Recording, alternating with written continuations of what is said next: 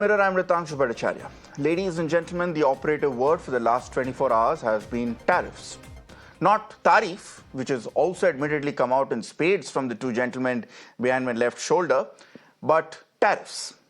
It's the biggest buzzword that came out of the bilateral summit. In fact, even before you saw this bonhomie on screens, when Donald Trump first tweeted, then made a public announcement of his executive order to come up with reciprocal tariffs.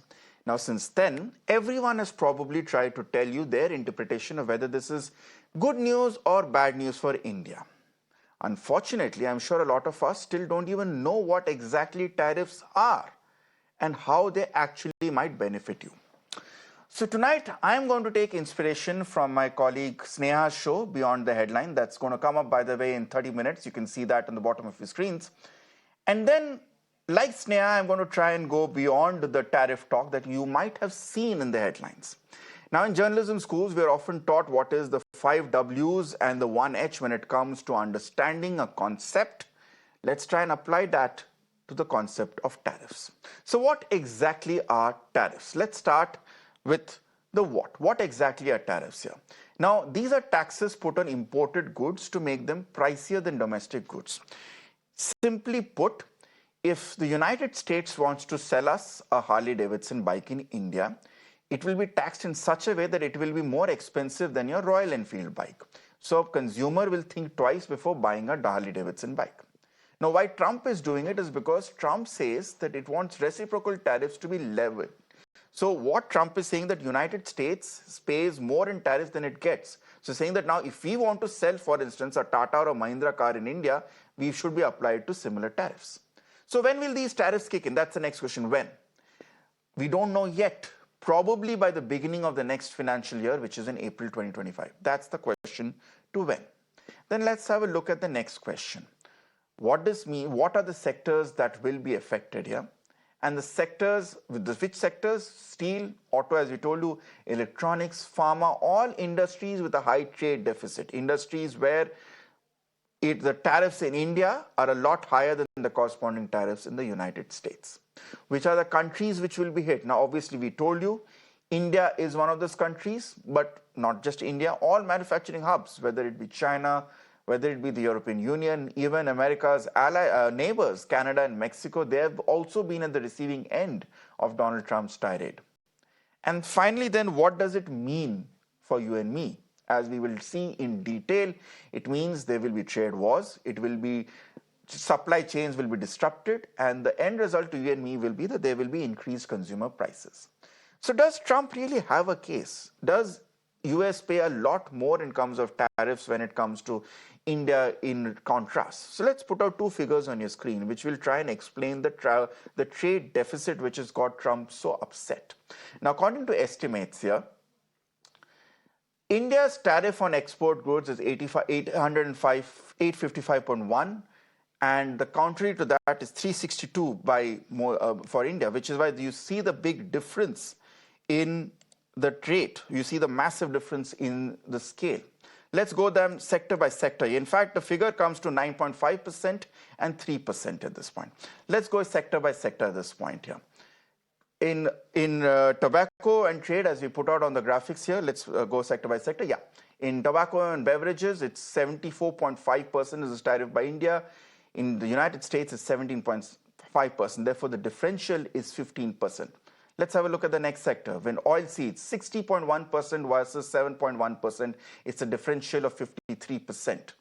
And so it goes on as we continue playing these meat and live animal products. The difference is 32.5% to 2.1%, which is the differential of 30.4% here. And that keeps going on and on and on. Leather, 15.1% versus 11.1%. The differential is 4%. So as we continue playing these products here, the bottom line, as you can see on your screens, whether it be in textile, whether it be in electronics, whether it be in any other product here, India pays or India levies a lot more tariffs, a lot more taxes on US goods being sold in India than the United States levies on Indian goods being sold in the United States. And that is what has got Trump worried, because there is a trade deficit. Now, the logical question that might come to you is that why are trade deficits? Then surely Trump has a point. Trade deficits are unfair. Why should there be a disparity? But it turns out there's a reason why they exist in the first place. Because as per conventions put by the WTO, which is the World Trade Organization, or the GATT, Global Agreement on Trade and Tariffs, developing countries like India are supposed to get special and differential treatment here. So as a result, because developing countries like India do not have the industrial wherewithal in terms of industries and economies as developed countries here, in order to put them on par and to level the historic gap, we are allowed to charge a lot more for our goods sold there than they are allowed to charge a lot more for their goods sold in India. So this trade deficit exists for a reason. Think of it as affirmative action, as reservations.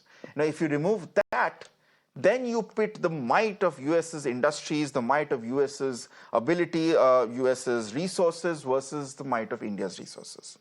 And that is what the main concern is.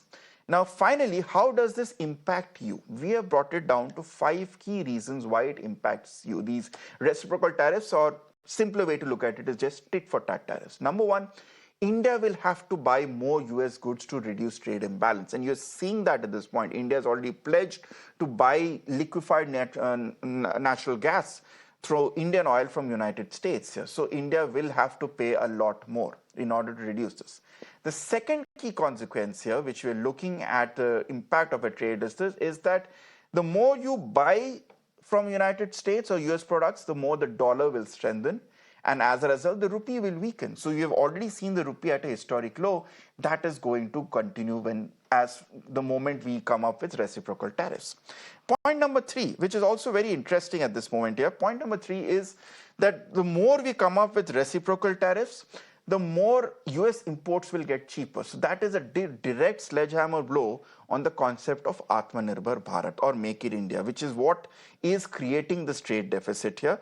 They want more and more products to be sold, more and more products of United States to be bought in India rather than made in India products. Yeah.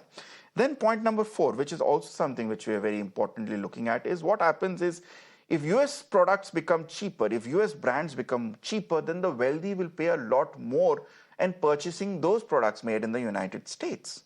So what happens because of that is that the money you're going to go spend is only going to benefit the US economy. It's not going to benefit our economy. It's not money which is going to be pumped in our economy to remonetize our economy.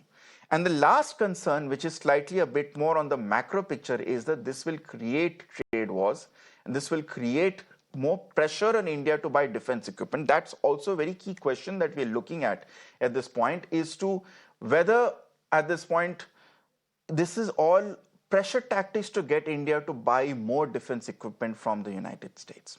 So having established that, hopefully having given you a clearer picture about what really these tariffs mean, let me go across to someone who understands the politics within the United States, the bilateral relations between India and United States, and the issue of tariffs very well.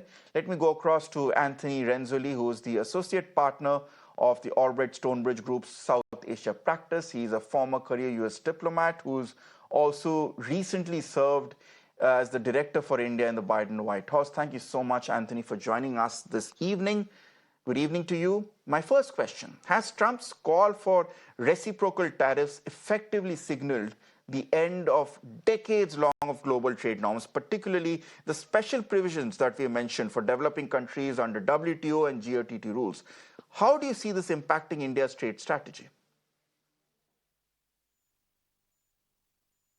The question you ask is a bit bigger than the US-India relationship. And my own assessment from my career as a diplomat is that international trade norms have changed. The WTO had been essentially the repository of trade negotiation, and it seems now we've moved into a much more bilateral and minilateral era in terms of how trade is being approached. And so it does not seem to me that the WTO is going to necessarily offer much relief to the current standoff, or at least I wouldn't call it a standoff, but the standoff that may be shaping up as the Trump administration threatens global reciprocal tariffs. Okay, in other words, forgive me. In other words, I think countries are going to have to deal with these issues emanating from the Trump administration, probably on a one-on-one basis, maybe in some instances in a regional basis. But I think for a country like India, they're going to have to deal with these demands and, of course, seek to leverage those to advance their own interests beyond trade. Now, Anthony, India has historically maintained higher tariffs to protect its own domestic industries, particularly in agriculture and in manufacturing. If Trump's policy forces India to lower tariffs on US goods, what long term impact do you foresee on India's Atmanirbhar Bharat initiative?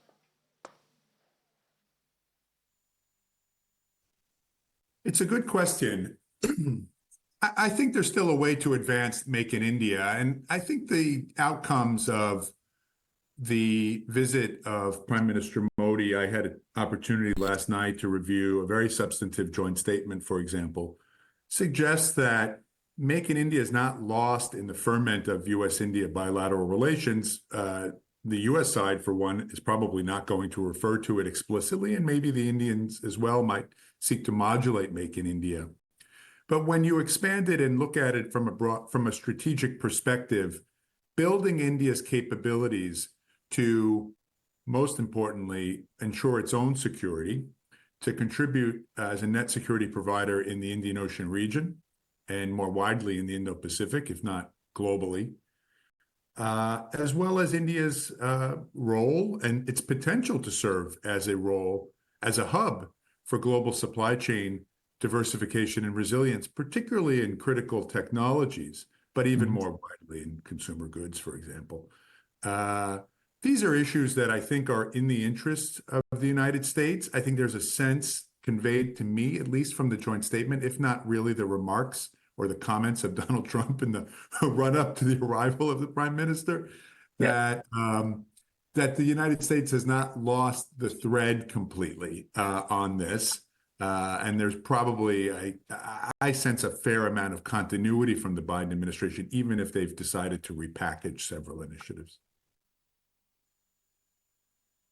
So, Mr. Renzulli, the United States has often leveraged trade as a diplomatic tool, and that's a point we've discussed as well.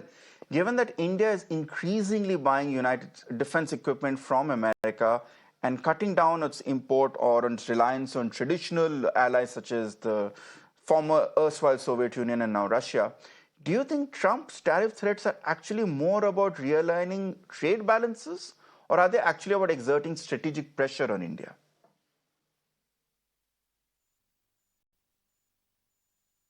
Yeah, you ask a really excellent question, and then I think many of us have struggled with a bit. If balancing the trade deficit is the end that you seek, it is not entirely consistent with the objectives that I just outlined further, including advancing India's role as a global supply chain hub. At some point, those two need to be separated. Now, it is actually a statistical fact that the U.S.-India trade deficit flattened during the Trump administration last time. That may have had something to do with tariffs, although I don't believe so. I think there were probably other factors at play. Steel and aluminum tariffs had been imposed on India. GSP had been rescinded. The Biden administration reduced those steel and aluminum tariffs in exchange for agricultural market access, which India brought a little bit more of yesterday. These are very small markets. They're not going to change the trade deficit, duck meat or whatever it might be.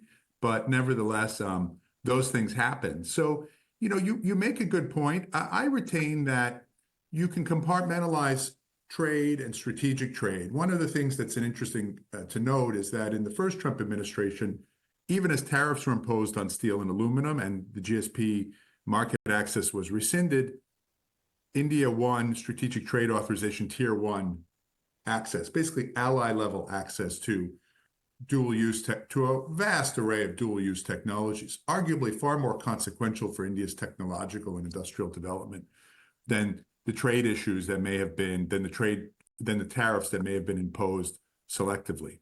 Now, across the board, reciprocal tariffs on India are going to sting because India's mean tariff rate is substantially higher than any other industrialized economy, which makes a certain amount of sense. Some of this is historical, but some of this is a function of India being a developing economy still in many regards. In many regards, it's not, but it has a per capita GDP substantially lower than the industrialized world, most notably the United States. And so Is there a certain fairness? Should India be allowed to have tariffs higher? These are bigger questions. It seems that Donald Trump's not overly concerned about the philosophy behind it. But, as a negotiating technique, maybe there's something to it. There was a lot of things that the Indians brought to that joint statement all at once for a working level visit. I was impressed, candidly, although I have to review the outcomes more closely. But that was on par with a very substantive level, high level visit, which says that the Indians were ready to deal early. Now they've now ensconced some of these trade issues into a quest for a trade agreement that is supposed to be delivered by the end of 2025. That's remarkably ambitious, but Trump has cut through and probably dismantled the U.S. bureaucracy, and so most of the slowness often comes from the internal resistance, both All in right. New Delhi and Yes. in Washington, within our systems. Okay. The Do stay on with Washington me. side might Do be stay more on with me, pliable. Anthony Renzulli. On the other hand, the bureaucracy. Do stay on with me, Anthony. I will come back to you at this point. I will come back to Anthony to have the last word with you. Let me also go across to my guests who are joining me live at this point as well. We have David Sofair, Republican strategist, joining me from the United States, and also Manish Varia, political analyst, who will try and break it down from the Indian perspective as well. Thank you both, gentlemen, for joining me. David, let me start with you, and welcome to the show. Thank you. It's all good for President Trump to continue to play to the galleries by saying that he's doing this to make America stronger, and he's doing this to rectify what he sees as a clear injustice where, for instance, the tariffs levied by India are a lot higher than the tariffs levied by the United States. The fact remains that this deliberate imbalance in tariffs was created for a reason when the world opened up to the basic philosophies of a free market economy. It realized that developing countries like those such as India and other countries from the global south need or deserve a leg up to compete with the manufacturing abilities of the United States or the Western world. Isn't President Trump erasing an unwritten rule that has been in place for decades, if not for more than 200 years, when it comes to the principles of free trade? Well, at the end of the day, that's an excellent question. What I have to say is, when you look at it and you see all these trade imbalances that we have, and America getting ripped off on so many different levels when it comes to trade and so-called free trade, which, I don't see how it is free trade when it comes to even places like further afield, like in Canada, for example, or in Mexico, etc. So America now we are leveling it up, meaning we are getting our trade back to business. And yeah, sure, a lot of other countries use tariffs as well. So we're not the only country that does tariffs. So India still remains a strategic ally, a fantastic trading partner. I'd like to note as well that we have a $45 billion trade deficit with India as well, which is fine. Secondly, our strategic alliance against China is strong as well. So these are important things. And as inflation will start to slightly curve down, you will see a bigger balance of trade with India and the United States as well. So to say it's fair or unfair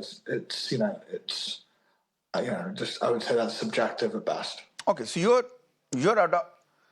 what you're saying, David, is that you're saying that it's time we get a bit more real, not just real literally, but also adopt a more realist approach in terms of how international relations work out.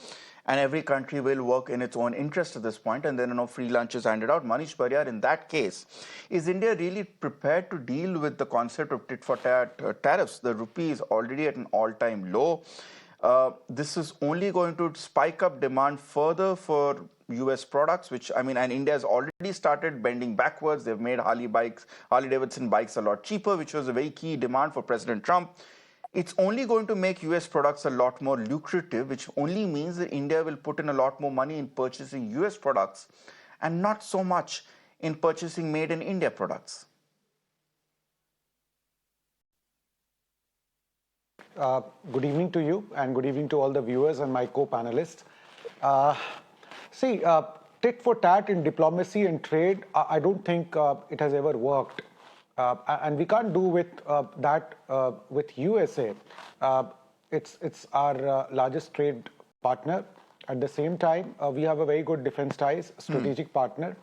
So I think India has taken very measured steps, and I would say that we have taken the right step. So we have now a two-pronged strategy. One is to engage US. I think the dopamine right now of last 20 to 25 days, it will take some time, but it will wear off. Trump, you know how he is.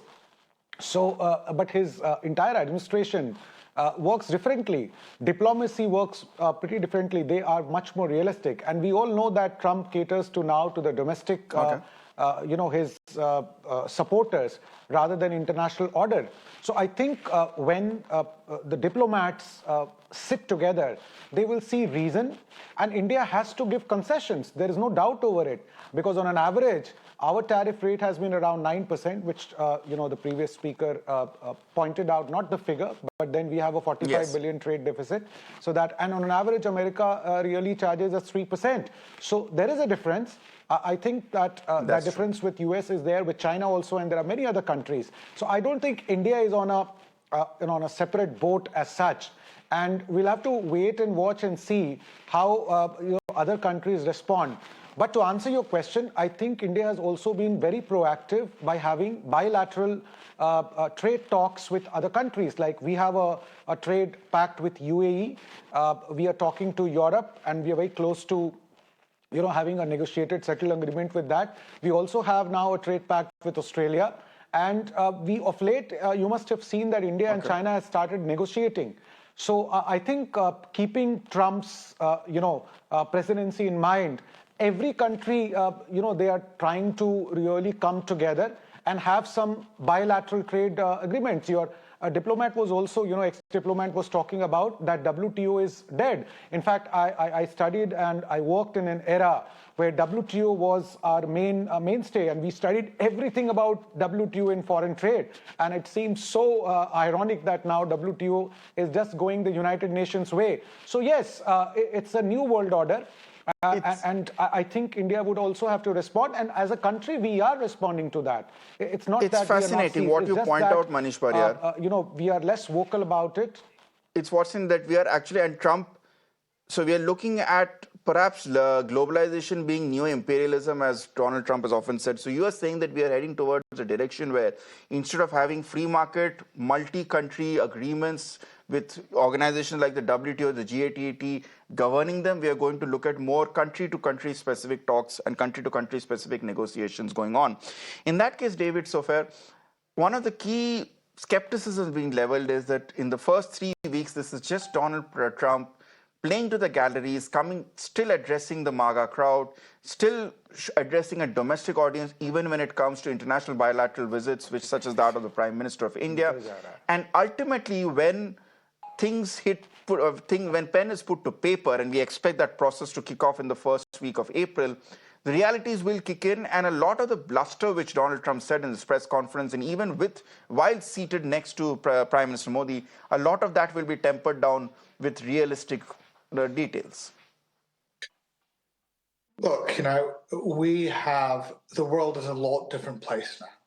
And, there is a pendulum shift, which we are reining back in. We have a lot of, wars in the world. We have a lot of inflation in the world.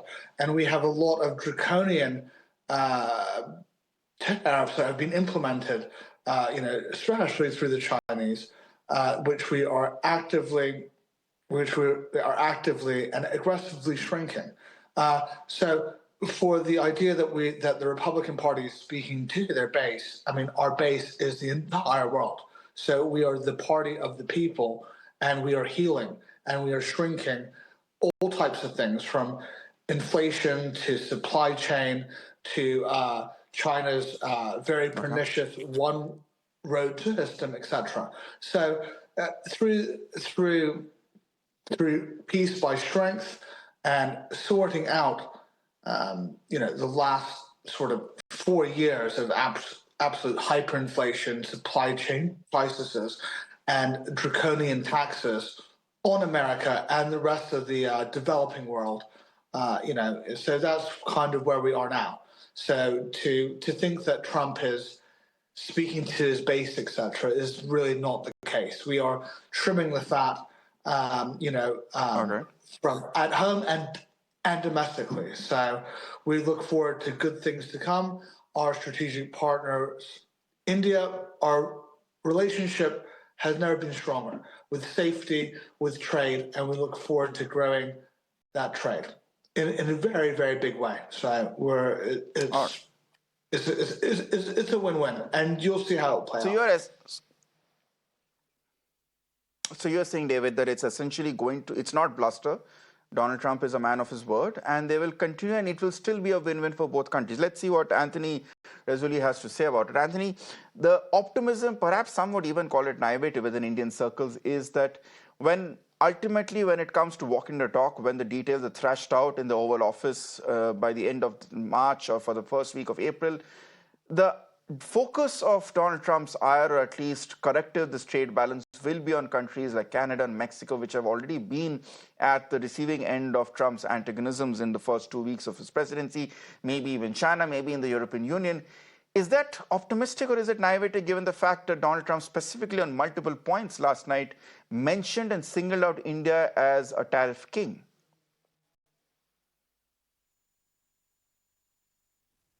I think it is probably over-optimistic. Look, I think you have to take a president of the United States at their word. And the president has been pretty clear about reciprocal tariff. He's reduced it to a fairly simple, albeit compelling and understandable formula. President's great strength is his ability to communicate directly to the American people and to people around the world. They understand what he's saying. Now, threats have been undone pretty quickly. We saw 25% tariffs imposed on Mexico and Canada. They were removed before they were actually enacted, based on very few concessions that I can tell from the Canadians or the Mexicans. Now we'll have to see, going forward, where that is. I don't have any visibility or access as a former government official into what's actually happening. All right. And so what I would be encouraged about if I were India is that, you are now embedded in the government of India is embedded now into a process, has embedded itself. So that creates a little space, but it's not a long process. They're not envisioning a 4-year trade negotiation. I mean, India and the EU have, for example, been in a trade negotiation since 2007. We're now in 2025. And, by the way, if I were the Europeans and the Indians, I might want to fast forward that agreement as well. But that's another story. So we'll have to see. I retain that the one weakness of the outcome of the prime minister is that there is a certain lack of predictability around what the two laid out. And I think that sums up. I think that statement sums up, on its Mr. own. Renzulli, the lack of predictability. The lack of predictability, I'm sorry to have cut you short again, but the lack of predictability, as you pointed out, is something which is a key feature of Donald Trump, and unfortunately going forward as a cascading effect, because we don't know what the knock-on effects will be. Manish Bharyar, coming to you for the last word. The fact still remains, as you pointed out, that the time has come to renegotiate individual country-to-country relations. Now, for instance, India may have a trade surplus with the United States. It has a trade deficit with China, for instance. And a lot of concerns which Donald Trump would have about Indian tariffs, India would similarly have about how cheaper it is to have Chinese products being bought at this point. So is the way to counter tariff tirades, or I won't call it tariff terrorism, or at least tit-for-tat tariffs, is to come up with those and follow the same model and maybe have the same concept of reciprocal tariffs with, say, China, for instance? So, I would say no. I have very big doubts over what Mr. Trump is proposing, whether it's going to really benefit America or is going to succeed. Because the world doesn't move like that. And your words, you may actually appeal to the local voters and the local people, your own countrymen. But I don't think the world is impressed.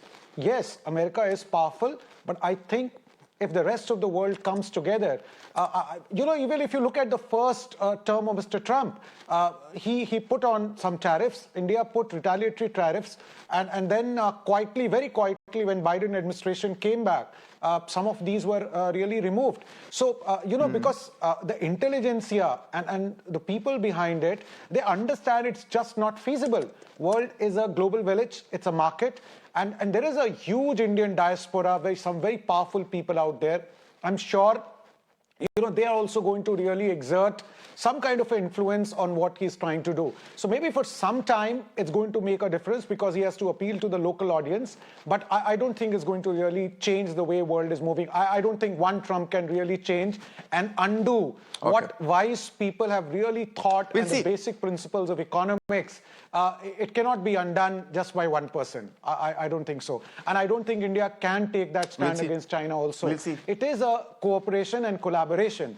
Right. So in spite of some differences on defense, India and China collaborated. So we have kept defense and trade very differently, and both the countries are prospering. Right. So let's see. I mean, if there's one person who can really be termed the great disruptor, history has shown that it is Donald Trump. So let's see what goes on at this point. But for now, hopefully the conversation continues about what reciprocal or tit-for-tat tariffs are going to mean for India and the rest of the world. Thank you so much, David Sofair, Manish Bariyar also for joining us, and also, of course, Anthony Renzulli for joining us all the way from the United States. It's time for a short commercial. On the other side, we go beyond the headline with Sneha Koshy.